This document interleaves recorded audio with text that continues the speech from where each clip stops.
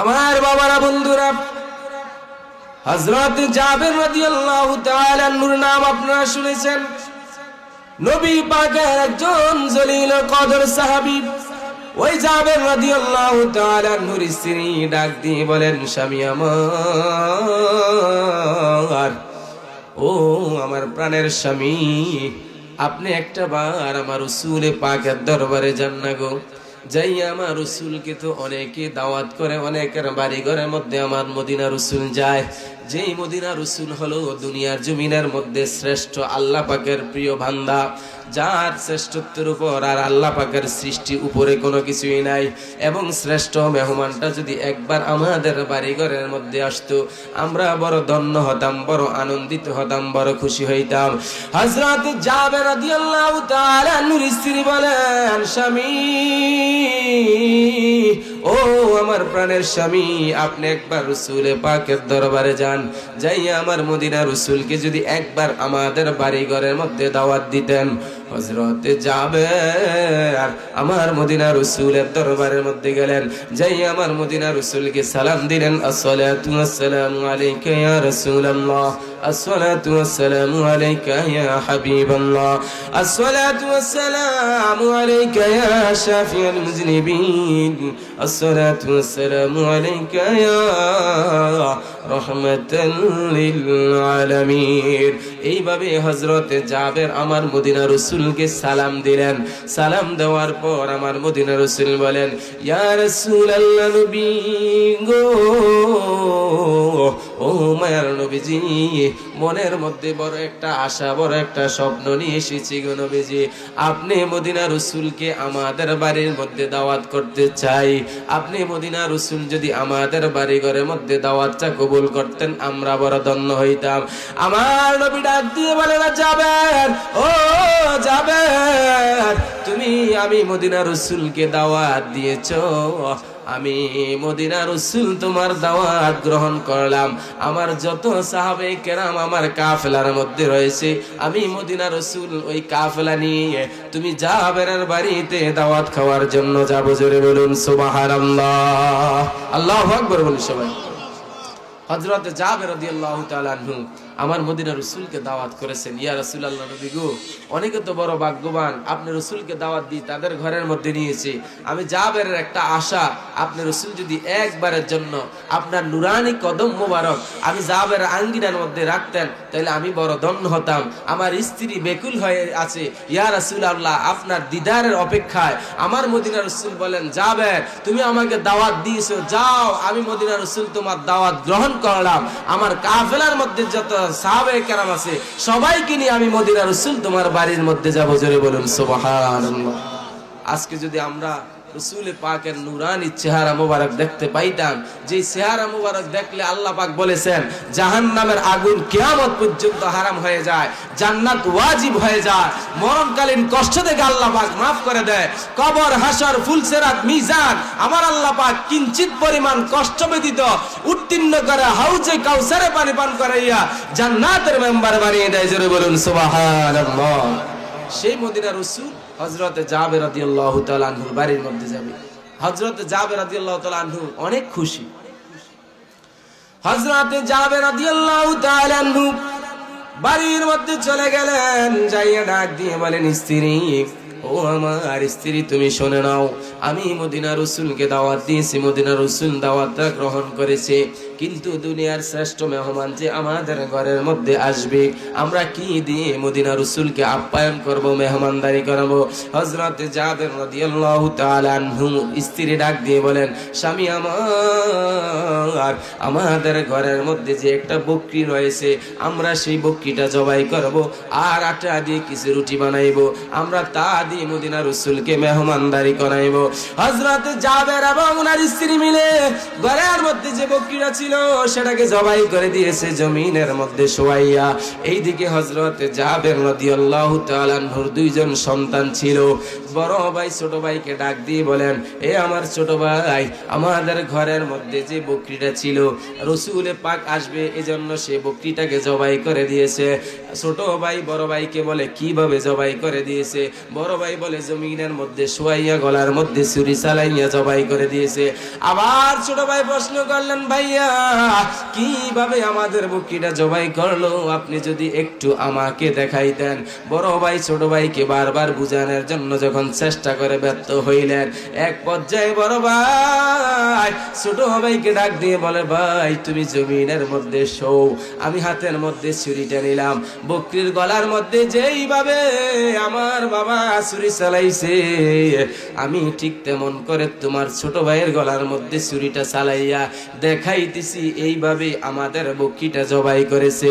বড় ভাই যেই মাত্র ছোট ভাইয়ের গলার মধ্যে ছুরিটা চালাইলো, ছুরিটা চালানোর সঙ্গে সঙ্গে ছোট ভাইটা জবাই হয়ে দুনিয়ার জমিন থেকে মৃত্যুবরণ করে আল্লাহ পাকের মেহমান হয়ে গেছেন। জোরে বলুন আল্লাহু আকবার। আমার বাবারা, বন্ধুরা, যেই মাত্র ছোট ভাইটি জবাই হয়ে গেল, বড় ভাই চিন্তা করে দেখলেন, এই মুহূর্তে যদি আমার মা আমাকে কাছে পায় হয়তো আমাকে মেরে ফেলবে, অথবা আমার বাবা যদি আমাকে কাছে পায় আমাকে মেরে ফেলবে। আমি দৌড়াইয়া এখান থেকে পালানোর জন্য চেষ্টা করলাম। ছোট বড় ভাইটি দৌড়াইয়া যাই একটা গাছের উপর উঠলো।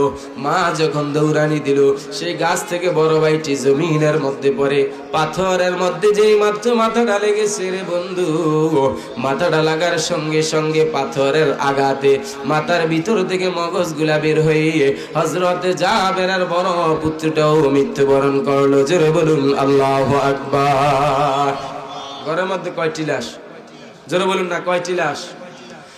আমার বাবারা, বন্ধুরা, মা জননী যখন দেখতে পাইলেন ছোট পুত্রটি জবাই হয়ে মৃত্যুবরণ করেছে, আর বড় সন্তানটি বাঁচার জন্য গাছের মধ্যে উঠেছে, সেই গাছ থেকে পাথরের মধ্যে পড়ে শাহাদাতের পেয়ালা পান করেছে। মনটা একটু খারাপ, দুটি কলিজার টুকরা সন্তান চোখের সামনে লাশ হয়ে পড়ে আছে। হযরতে জাবের ডাক দিয়ে বলেন, স্ত্রী তোমার মন কেন খারাপ? স্ত্রী বলেন, আমার দুইজন সন্তান শাহাদাতের পেয়ালা পান করেছে।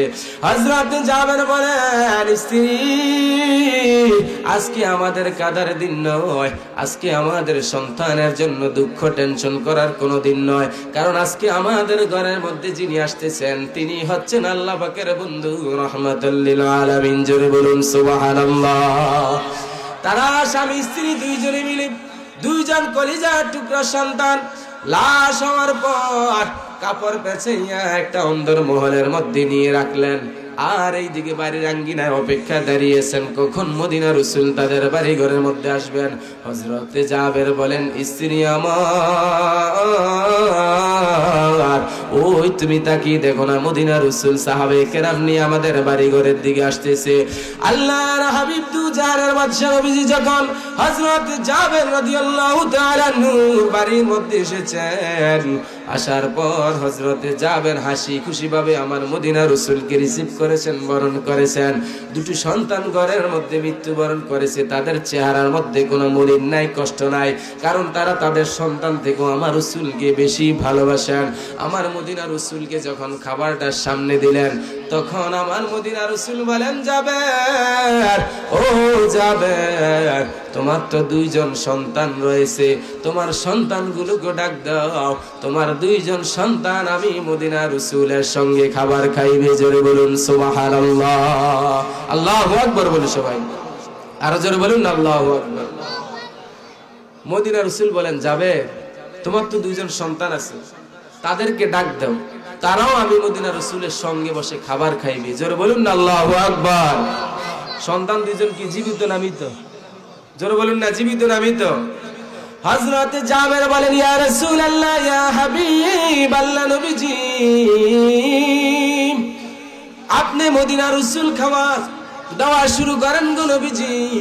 আমার সন্তানগুলা বাহিরে কোথায় জানি খেলাধুলা করতেছে, এখনো মদিনা রাসূলকে মরার কথা বলে নাই। যদি আমার মদিনা রাসূল মনের মধ্যে কষ্ট পায়, আবার আমার মদিনা রাসূল বলেন, যাবে, যাও যাও তোমার সন্তানগুলোকে ডাক দিয়ে নিয়ে এসো, আমি মদিনা রাসূল তাদের সঙ্গে একসাথে খাবার খাইবো। হযরতে জাবের আবার বলেন, নবী গো, তারা দূরে কোথাও খেলাধুলা করতেছে, আপনি রাসূল খাওয়া দাওয়া শুরু করেন। আমার মদিনা রাসূল বলেন, জাবের, যতক্ষণ যতক্ষণ না পর্যন্ত তোমার দুজন সন্তান আমি রাসূলের সামনে না আসবে, ততক্ষণ পর্যন্ত আমি মদিনা রাসূল তোমার খাবারের মধ্যে মুখ লাগাইব না। জোরে বলুন সুবহানাল্লাহ।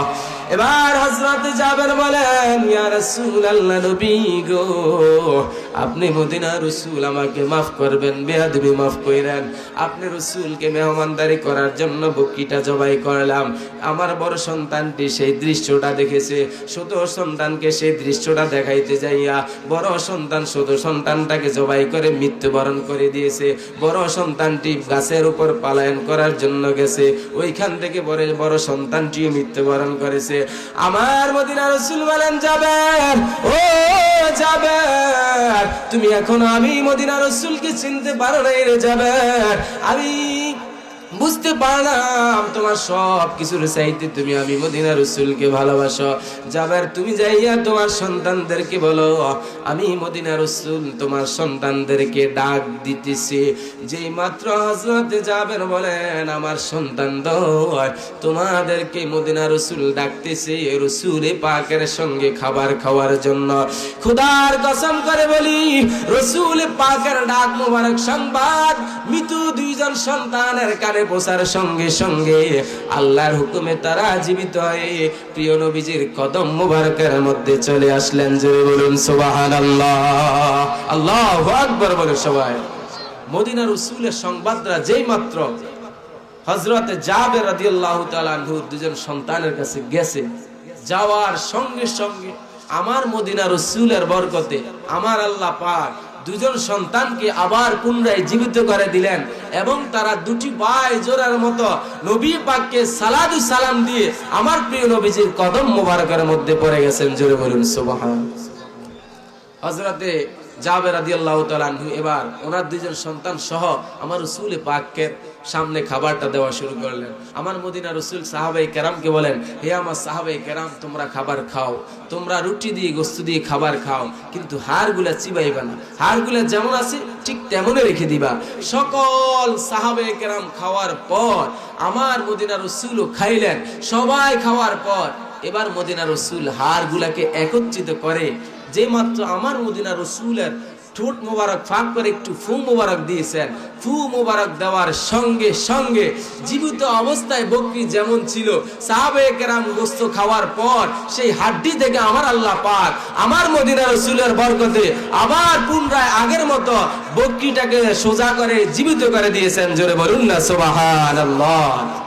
আল্লাহর পাক দু জাহানের বাদশা নবীজির উসিলায় যদি মরা বকরি, জবাই করা বকরির গোশত খাওয়ার পর হাড় থেকে যদি আল্লাহ পাক সেই বকরিকে আবার জীবন্ত করতে পারে, দুজন সন্তান মৃত্যুবরণ করেছে, মদিনা রাসূলের উসিলায় যদি আমার আল্লাহ পাক তাদেরকে জীবিত করতে পারে, যে রাসূলের আগমনে যে রাসূলের আলোচনা আমরা বসেছি সেই রাসূলের উসিলায় আজকের এই জলসা অনুষ্ঠান কবুল করে আল্লাহ পাক ইচ্ছা করলে আমাদেরকে maaf করে জান্নাতের মালিক বানাইতে পারে কি পারে না? জবান খুলে বলুন না, পারে কি পারে না? সেজন্য আমাদের করণীয় কি? আমরা রাসূলকে ভালোবাসি। প্রথম সত্য হলো 5 ওয়াক্ত নামাজকে আমরা হেফাজত করতে হবে।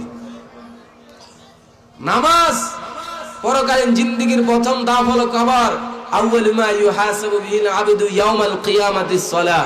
কিয়ামতের ময়দানে সর্বপ্রথম আপনি যেদিন আপনার ফ্যামিলি থেকে আলাদা হয়ে যাবেন, আপনি যেদিন আপনার সন্তান থেকে নারে তাকবীর, আজকের এই প্রোগ্রামে অনুষ্ঠান থেকে যদি আপনি একটা কথারও আমল করতে পারেন, ফামান ইয়ামাল মিসকালা যাররাতিন খায়রান ইয়ারা ওয়া মান ইয়ামাল মিসকালা যাররাতিন শাররান ইয়ারা।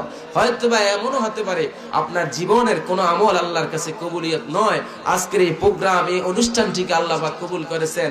এই একটা আমলের জরিয়া করে আল্লাহ পাক বান্দার জিন্দেগীর সমস্ত গুনাহগুলি maaf করে বান্দাকে জাহান্নামের কিনারা থেকে মুক্তি দিয়ে জান্নাতের মেম্বার বানাইতে পারে কি পারে না?